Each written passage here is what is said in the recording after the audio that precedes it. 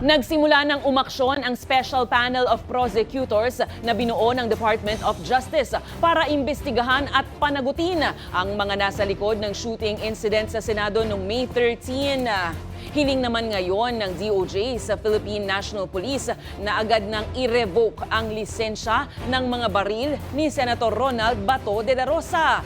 Kasunod ito ng daing ng publiko na baka makaapektuhan nila ito o pagsimulan ng gulo sakaling makaharap na si Bato. Ang detalye sa balitang A to Z ni Naomi Almohano. Magdadalawang linggo matapos i-anunsyo ng Department of Justice ang pagbuo ng Special Panel of Prosecutors para sa investigasyon ng nangyaring shooting incident sa Senado noong May 13. Nag-issue na ng subpoena ang Department of Justice sa Senate Office at Philippine National Police para sa detalye ng mga firearm na meron sila. We have asked for the oath of office of Senate Sergeant at Arms, retired General Mau Aplasca.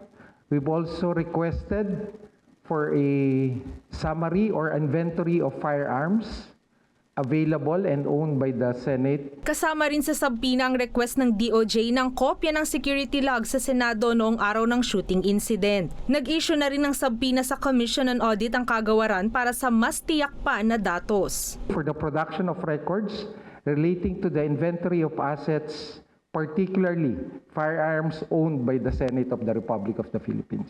Bahagi aniya ito ng kanilang investigasyon at case build-up sa kung sino ang dapat managot sa nangyaring kaguluhan. Kasabay nito, inatasan ng DOJ ang PNP na agad nang i-revoke ang lisensya ng umano'y mga baril ni Senator Bato de la Rosa.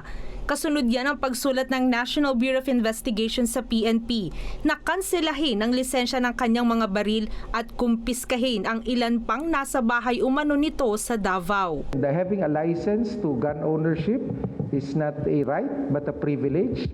The concerned office of the PNP is processing.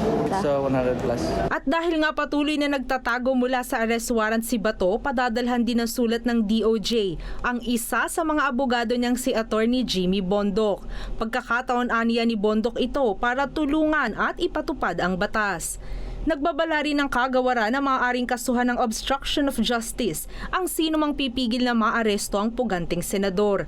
At kaugnay nga niyan, panawagang muli ni Vida kay Bato. Heed the call of the rule of law. Pagtitiyak ng kalihim, patuloy silang nakamonitor sa leads at lahat ng entry and exit points sa bansa. Sa ngayon, nasa bansa pa rin si Bato ayon sa DOJ. Para sa Balitang A to Z, Naomi Almohano.